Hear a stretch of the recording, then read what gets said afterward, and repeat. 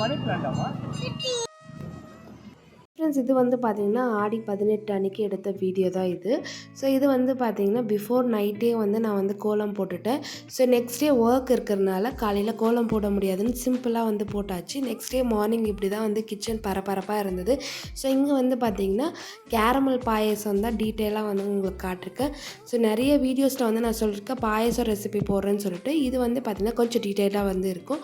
இதுக்கு வந்து பார்த்திங்கன்னா ஒரு 6லேருந்து 7 டேபிள் ஸ்பூன் வந்து சுகர் வந்து நல்லா மெல்ட் பண்ணிக்கோங்க. நல்லா கோல்டன் ப்ரௌன் கலர் வந்து சேஞ்ச் ஆகணும். சேஞ்ச் ஆனதுக்கப்புறமா என்னோடய அட்வைஸ் வந்து பார்த்திங்கன்னா அடுப்பை ஆஃப் பண்ணிவிட்டு அதுக்கப்புறம் கொஞ்சம் கொஞ்சமாக வாட்டர் சேர்த்துட்டு நம்ம அந்த கேரமல் பண்ணி வச்சுருந்த சுகரை வந்து நல்லா மெல்ட் பண்ணி எடுத்துக்கோங்க.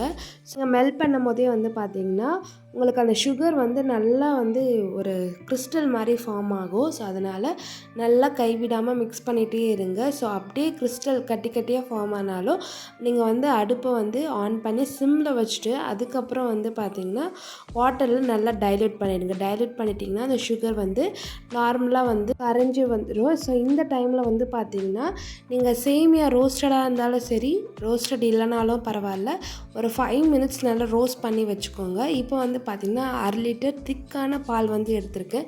ஸோ மில்க் ஆட் பண்ணி நல்லா அந்த சுகர் சிரப்போடு நல்லா வந்து மிக்ஸ் பண்ணி விடுங்க. மிக்ஸ் பண்ணதுக்கப்புறமா நம்ம ரோஸ்ட் பண்ணி வச்சுருந்து சேமியாவை ஆட் பண்ணிடலாம். இந்த பாயசம் வந்து பார்த்திங்கன்னா full and full rich and க்ரீமியாக இருக்கும். ஸோ அதனால் ஃபுல் அண்ட் ஃபுல் வந்து மில்கில் பண்ணுறோம். இப்போ வந்து சேமியாவை ஆட் பண்ணிட்டு நல்லா கைவிடாமல் ஒரு 2 மினிட்ஸ் நல்லா மிக்ஸ் பண்ணுங்கள். எப்போவுமே சேமியா ஆட் பண்ணிவிட்டு அப்படியே அடுப்பில் சிம்மில் விட்டிங்கன்னா சேமியா வந்து அங்கங்கே கட்டி கட்டியாக ஃபார்ம் ஆகிடும். ஸோ அதனால் ஃபஸ்ட்டு சேமியாவை ஆட் பண்ணிட்டு நல்லா மிக்ஸ் பண்ணிக்கோங்க. மிக்ஸ் பண்ணதுக்கப்புறமா நல்லா சேமியா வந்து நல்லா பாயில் ஆகி வரணும். இந்த டைமில் வந்து பார்த்திங்கன்னா ஆல்ரெடி சுகர் ஆட் பண்ணியிருப்போம். நம்ம கேரமலைஸ் பண்ணனால சுகர் கொஞ்சம் கம்மியாக இருக்கும். நான் வந்து பார்த்திங்கன்னா மில்க் மேட் வந்து ஆட் பண்ணியிருக்கேன். ஸோ மில்க் மேட் வந்து பார்த்திங்கன்னா இன்னும் பாயசத்துக்கு ரிச் அண்ட் டேஸ்டியாக வந்து இருக்கும். ஸோ மில்க் மேட் இல்லைனாலும் பரவாயில்ல, சுகர் வந்து ஆட் பண்ணி நல்லா வந்து கொதிக்க விடுங்க. சேமியா கொதிச்சதுக்கப்புறம் தான் இந்த சுகரை கண்டென்ஸ் மில்க்கை வந்து ஆட் பண்ணோம். ஸோ இப்போ வந்து நல்லா அந்த சுகர் மெல்ட் ஆகட்டும். மெல்ட் ஆனதுக்கப்புறமா ஒரு 3 ஏலக்காவை நல்லா தட்டி அதில் வந்து ஆட் பண்ணிடலாம். ஸோ தட் ஃப்ளேவர் வந்து இன்னும் என்ஹான்ஸ் பண்ணணும் நம்மளுக்கு. நான் வந்து பார்த்திங்கன்னா மோஸ்ட்டாக பாயசத்துக்கு வந்து முந்திரி மட்டும் தான் யூஸ் பண்ணுவேன், திராட்சை யூஸ் பண்ண மாட்டேன். திராட்சை போடும்போது நம்மளோட பாயசம் என்னமோ கொஞ்சம் புளிக்கிற மாதிரி இருக்கும். எனக்கு அந்த ஃப்ளேவர் பிடிக்காதுன்றனால நெய்யில் வந்து பார்த்திங்கன்னா முந்திரி மட்டும் நல்லா வறுத்து அதுக்கப்புறம் ஆட் பண்ணியாச்சு. சூப்பர் அண்ட் சிம்பிளான caramel payasam. Once in a while நீங்கள் வந்து ட்ரை பண்ணி பாருங்கள். ரொம்ப ரிச் அண்ட் க்ரீமியாக வந்து இருக்கும். அந்த கலரே வந்து பார்த்திங்கன்னா நல்லா கோல்டன் ப்ரௌன் கலரில் அந்த பாயாசம் இருக்கும். டேஸ்ட் பண்ணும்போது அவ்வளோ சூப்பராக இருக்கும். இன்றைக்கி பாயசம் டேஸ்ட் பண்ணிவிட்டு இந்த பாயசத்துக்கு வந்து ஒரு 2-3 பேர் அடிக்டட்னே சொல்லலாம், அவ்வளோ சூப்பராக இருந்துச்சுன்னு சொன்னாங்க. ஸோ அன்றைக்கி மெனு வந்து பார்த்திங்கன்னா நார்மலாக வந்து வடை, பாயாசம், முருங்கைக்காய் சாம்பார், உருளைக்கிழங்கு பொரியல், வாழைக்காய் பொரியல், வடை தான் வந்து பண்ணியிருந்தேன். ஸோ அன்றைக்கி வந்து அப்படியே கிச்சன் கவுண்டர் டாப்பை வந்து க்ளீன் பண்ணிவிட்டேன்.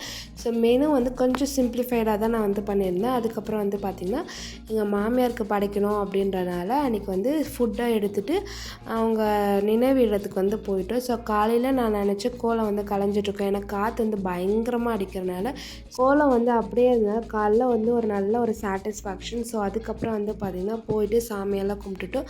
எனக்கு இது வந்து பார்த்திங்கன்னா காலைல ஏர்லியாகவே ஒரு 4 o'clock எழுந்து அதுக்கப்புறம் ஃபுட்டெல்லாம் ப்ரிப்பேர் பண்ணது தான். ஸோ நான் வந்து பார்த்திங்கன்னா நம்ம குக் பண்ணிட்டாலும் எனக்கு வந்து நல்ல நேரத்தில் வந்து சாமி கும்பிடணும். லைக் அது பெரியவங்களுக்காக இருந்தாலும் சரி, இல்லை சாமி கும்பிட்றதா இருந்தாலும் சரி, நல்ல டைமுக்கு கும்பிடணும் அப்படின்றது என்னோடய மைண்ட் செட்டு. ஸோ அதனால் அங்கே சாமியெல்லாம் கும்பிட்டு அம்மா வந்து செடியெல்லாம் வாங்கணும்னு சொல்லிட்டு இருந்தாங்க. நாங்கள் லாஸ்ட் டைம் போகும்போது அந்த நர்சரி வந்து க்ளோஸில் இருந்துச்சு.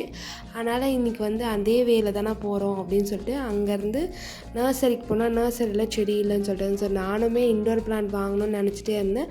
ஸோ அங்கே போய் 1-2 இன்டோர் பிளான்ட் வந்து நானும் வாங்கிட்டேன். ஸோ இங்கே வந்து பார்த்திங்கன்னா ஒரு சில விஷயத்த வந்து நான் ஷேர் பண்ணணும்னு நினைக்கிறேன். வயநாடு இன்சிடெண்ட்டை பற்றி தான் நான் வந்து பேச போகிறேன். எதுவும் ஸ்பெசிஃபிக்காக நான் வந்து டிஸ்கிரைப் பண்ண போகிறதில்ல. எல்லாருமே வந்து நியூஸை பார்த்துட்ருப்பீங்க. ஸோ பார்க்காதவங்களுக்கு இந்த வீடியோவில் மூலிமா வந்து நான் ஒரு சில விஷயத்தெல்லாம் வந்து ஷேர் பண்ணணும்னு நினைக்கிறேன். நான் வந்து ரொம்ப ஃபெல்ட் லைக் லிட்ரலாக வந்து இந்த ஸ்டோரியெல்லாம் கேட்டு நான் அழுதுட்டேன். ஸோ நிறைய பேருக்கு வந்து அந்த பிஹைண்ட் த ஃபோட்டோக்கு நடந்த ஒரு சீன் வந்து தெரியவே தெரியல. நிறைய பேர் வந்து பார்த்துருப்பீங்க. இப்போ வைரலாக போயிட்டுருக்க ஒரு பிக் வந்து பார்த்திங்கன்னா பாட்டி, பேத்தி, அதுக்கப்புறம் பின்னாடி ஒரு யானை இருக்கும். ஸோ அந்த பிக்கை மட்டும் தான் எல்லோரும் பார்த்தாங்களே, பிஹைண்ட் த ஸ்டோரி எதுவுமே வந்து தெரியல. ஏன்னா என் ஃப்ரெண்டுக்கிட்ட வந்து நான் ஷேர் பண்ணும்போது அவங்களுக்கு அந்த ஸ்டோரியே தெரியல.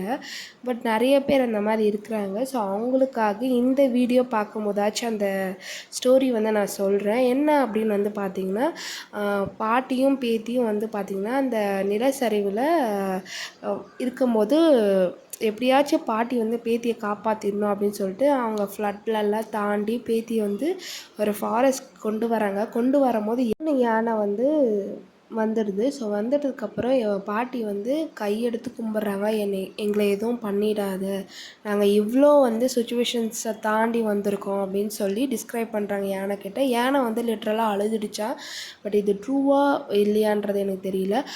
யானை வந்து அழுதுடுச்சு. அதுக்கப்புறம் வந்து பார்த்தீங்கன்னா பாட்டியும் பேத்தியும் ரெஸ்கியூ பண்ண வர வரையுமே அந்த 3 யானைகள் வந்து காவலாக இருந்துச்சான். ஸோ நிஜமாகவே சொல்கிறேன், ஒரு 5 அறிவு இருக்கிற யானையே வந்து பார்த்திங்கன்னா மனுஷனோட சுச்சுவேஷன்ஸை வந்து புரிஞ்சுக்குது.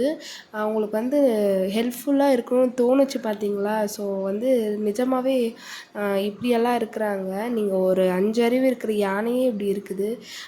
பீப்புளாக நாம் வந்து நான் வந்து ஒரே ஒரு விஷயத்தை தான் இங்கே வந்து நான் மென்ஷன் பண்ணணும்னு விரும்புகிறேன். லைஃப் வந்து பார்த்திங்கன்னா ரொம்ப ஷார்ட் டைம் ஆஃப் பீரியட். இன்றைக்கி என்ன நடக்குன்றதை யாருமே அசப்ஷன் பண்ணவே முடியாது. ஸோ முடிஞ்ச அளவுக்கு அடுத்தவங்க சந்தோஷமாக வச்சுக்கிறத விட அடுத்தவங்களை ஹர்ட் பண்ணாமல் இருந்தாவே போதும். நிறைய இன்சிடென்ட்ஸ் அந்த மாதிரி சொல்லிகிட்டே போகலாம். ஹேஷ்டேக் கூட க்ரியேட் பண்ணியிருக்காங்க, சேவ் அர்ஜுன் சொல்லிட்டு. அதுக்கப்புறம் ஒரு பையன் வந்து அழுறான். இந்த மாதிரி அவங்க ஃபேமிலியே எல்லாமே லாஸ் பண்ணிட்டான். ரொம்ப சின்ன ஏஜ் தான் அந்த பையனுக்கு.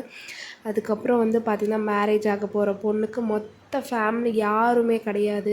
ஸோ ரீசெண்டாக இப்போ நான் வாய்ஸ் ஓவர் கொடுக்கறதுக்கு ஒரு மணி நேரத்துக்கு முன்னாடி ஒரு நியூஸ் வந்து நான் படித்தேன். கேரளாவில் ஒரு ஷோரூமில் வந்து பார்த்திங்கன்னா எல்லா ட்ரெஸ்ஸஸும் வந்து பார்த்திங்கன்னா அவர் வந்து ஸ்பான்சர் பண்ணியிருக்காங்க. ஸோ அவங்களுக்கு என்னென்ன நீடு தேவையோ சொல்லுங்கள், நான் எல்லாமே சென்ட் பண்ணுறேன், எனக்கு லாஸ் ஆனாலும் பரவாயில்ல அப்படின்னு சொல்லியிருக்காரு. ஸோ அந்த மனசு தான் எல்லாருக்குமே தேவை. முடிஞ்ச அளவுக்கு ஹெல்ப் பண்ணுங்கள், ஹாப்பியாக இருங்க. லைஃப்பில் வந்து பார்த்திங்கன்னா நம்மளுக்கு கஷ்டம் இருக்குதுன்றதை தாண்டி ஒரு நாள் இல்லை ஒரு நாள் நம்ம வந்து ஹாப்பியாக இருக்க போகிறோம் அப்படின்னு நினச்சிக்கோங்க. லைஃப்பில் எல்லாமே கடவுள் நம்மளுக்கு கொடுத்துட்டாங்கன்னா நம்ம எதை நோக்கி ஓட போகிறோன்றதே தெரியாது. அதனால தான் காட் எல்லாமே வந்து பிளான் பண்ணி வச்சுருப்பாரு. ஸோ அதனால் பிளான் பிரகாரம் காட் எல்லாமே எக்ஸிக்யூட் பண்ணுவாங்க. ஸோ அதனால் எப்பயுமே ஹாப்பியாக இருங்க, பாசிட்டிவ் நோட்டோடவே இருங்க. ஏன்னா நம்ம பாசிட்டிவாக இருந்தால் மட்டும்தான் நம்ம எதையுமே வந்து பாசிட்டிவாக எடுத்துக்க முடியும். நம்ம எப்போவுமே நெகட்டிவாக திங்க் பண்ணிகிட்டு இருந்தோம், ஐயோ இப்படி நடந்துடுச்சு, நம்மளுக்கு அந்த மாதிரி நடக்குமா அப்படின்ட்டு. ரீசெண்டாக வந்து பார்த்திங்கன்னா கேரளாவில் இப்படி நடந்த உடனே இன்னொரு பக்கம் மீம்ஸ் என்னென்னா, தமிழ்நாட்டில் இன்னும் வந்து நவம்பர் டிசம்பரில் இப்படி தான்டா நடக்க போகுது அப்படின்ற ஒரு மீம்ஸு. ஏன் அப்படி நினைக்கிறீங்க? பாசிட்டிவாக நினைங்க. ஸோ எதுவும் ஆகாதுன்னு நினைங்க. ஸோ அப்படியே ஏதாச்சும் ஆனாலும் நம்ம ஃபேஸ் பண்ணுவோன்றதை மைண்ட் ஃபிக்ஸ் பண்ணிக்கோங்க. ஐ ஹோப் இந்த வீடியோ வந்து ஒரு பாசிட்டிவ் நோட்டோடு இருக்குன்னு நினைக்கிறேன். ஐ ஹோப் இந்த வீடியோ வந்து என்ஜாய் பண்ணியிருப்பீங்கன்னு நினைக்கிறேன். So see you in the next video. Until it's bye from Kalai. See you.